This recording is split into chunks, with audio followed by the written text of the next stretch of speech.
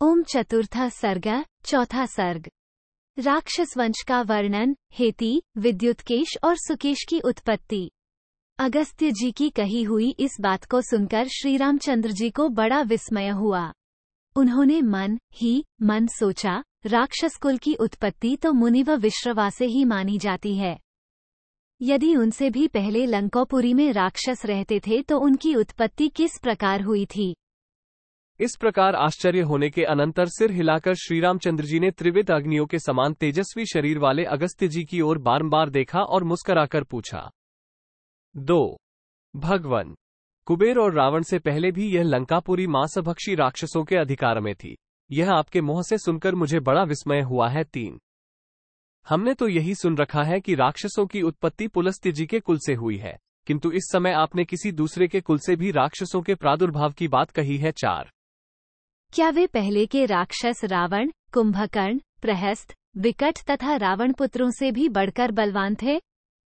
5. ब्रह्म, उनका पूर्वज कौन था और उस उत्कट बलशाली पुरुष का नाम क्या था। भगवान विष्णु ने उन राक्षसों का कौन सा अपराध पाकर किस तरह उन्हें लंका से मार भगाया। 6.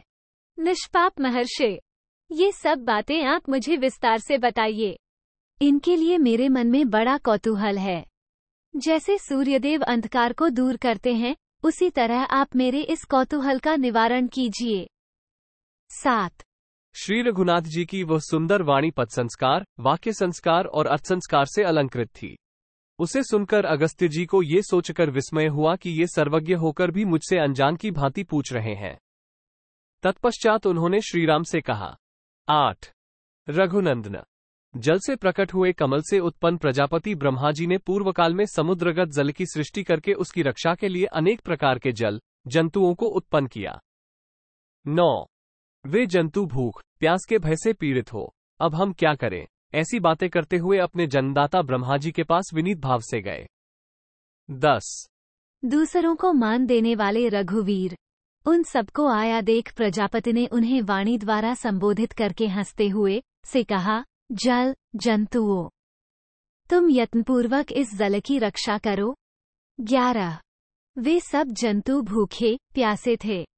उनमें से कुछ ने कहा, हम इस जल की रक्षा करेंगे, और दूसरे ने कहा, हम इसका यक्षण पूजन करेंगे। तब उन भूतों की सृष्टि करने वाले प्रजापति ने उनसे कहा। 12. तुम में से जिन लोगों ने रक्षा करने की बात कही है, वे राक्षस नाम से प्रसिद्ध हों, और जिन्होंने यक्षण पूजन करना स्वीकार किया है, वे लोग यक्ष नाम से ही विख्यात हों। इस प्रकार वे जीव राक्षस और यक्ष इन दो जातियों में विभक्त हो गए। 13. उन राक्षसों में हेती और प्रहेती नाम वाले 2 भाई थे, जो समस्त राक्षसों के अधिपति थे। शत्रुओं का दमन करने में समर्थ वे दोनों वीर मधु और कैटभ के समान शक्तिशाली थे। 14. उनमें प्रहेती धर्मात्मा था, अतः वह तत्काल तपोवन में जाकर तपस्या करने लगा, परंतु हेती ने विवाह के लिए बड़ा प्रयत्न किया। 15. वह अमेय आत्मबल से संपन्न और बड़ा बुद्धिमान था। उसने स्वयं ही याचना करके काल की कुमारी भगिनी भया के साथ विवाह किया। भया बड़ी भयानक थी।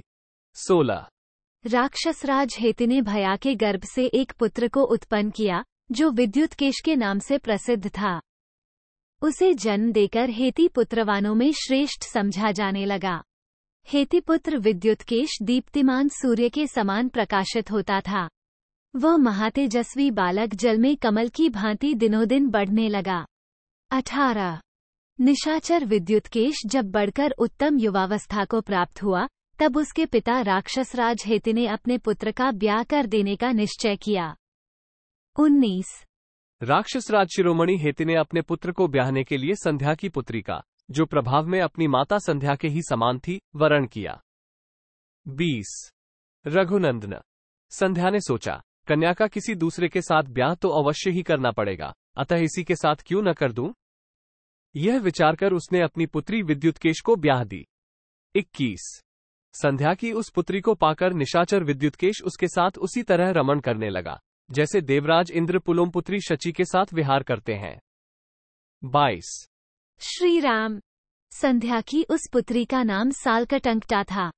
कुछ काल के पश्चात उसने विद्युतकेश से उसी तरह गर्भ धारण किया, जैसे मेघों की पंक्ति समुद्र से जल ग्रहण करती है। 23। तदनंतर उस राक्षसी ने मंदराचल पर जाकर विद्युत के समान कांतिमान बालक को जन्म दिया, मानो गंगा ने अग्नि के छोड़े हुए भगवान शिव के तेज स्वरूप गर्भ कुमार कार्तिकेय को उत्पन्न किया हो। उस नवजात शिशु को वहीं छोड़कर वो विद्युत केश के साथ रति क्रीड़ा के लिए चली गई। 24। अपने बेटे को भुलाकर सालकटंकटा पति के साथ रमण करने लगी। उधर उसका छोड़ा हुआ वो नवजात शिशु मेघ की गंभीर गर्जन के समान शब्द करने लगा। उसके शरीर की कांति शरतकाल के सूर्य की भांति उद्भासित होती थी। माता का छोड़ा हुआ वो शिशु स्वयं ही अपनी मुट्ठी मुंह में डालकर धीरे धीरे रोने लगा। 26। उस समय भगवान शंकर पार्वती जी के साथ बैल पर चढ़कर वायुमार्ग आकाश से जा रहे थे। उन्होंने उस बालक के रोने की आवाज सुनी। 27। सुनकर पार्वती सहित शिव ने उस रोते हुए राक्षस कुमार की ओर देखा। उसकी दयनीय अवस्था पर दृष्टिपात करके माता पार्वती के हृदय में करुणा का स्रोत उमड़ उठा और उनकी प्रेरणा से त्रिपुर सूदन भगवान शिव ने उस राक्षस बालक को उसकी माता की अवस्था के समान ही नौजवान बना दिया। 28 1/2। इतना ही नहीं, पार्वती जी का प्रिय करने की इच्छा से अविनाशी एवं निर्विकार भगवान महादेव ने उस बालक को अमर बनाकर उसके रहने के लिए एक आकाशचारी नगराकार विमान दे दिया। 29 1/2। राजकुमार। तत्पश्चात पार्वती जी ने भी यह वरदान दिया कि आज से राक्षसियां जल्दी ही गर्भ धारण करेंगी, फिर शीघ्र ही उसका प्रसव करेंगी और उनका पैदा किया हुआ बालक तत्काल बढ़कर माता के ही समान अवस्था का हो जाएगा। 30 31। विद्युत केश का वह पुत्र सुकेश के नाम से प्रसिद्ध हुआ। वह बड़ा बुद्धिमान था। भगवान शंकर का वरदान पाने से उसे बड़ा गर्व हुआ और वह उन परमेश्वर के पास से अद्भुत संपत्ति एवं आकाशचारी विमान पाकर देवराज इंद्र की भांति सर्वत्र अबाध गति से विचरने लगा। 32। इत्यार्षे श्रीमद् रामायणे वाल्मीकि आदिकाव्ये उत्तरकांडे चतुर्थ सर्गः 4। इस प्रकार श्री वाल्मीकि निर्मित आश्रामायण आदिकाव्य के उत्तरकांड में चौथा सर्ग पूरा हुआ। 4।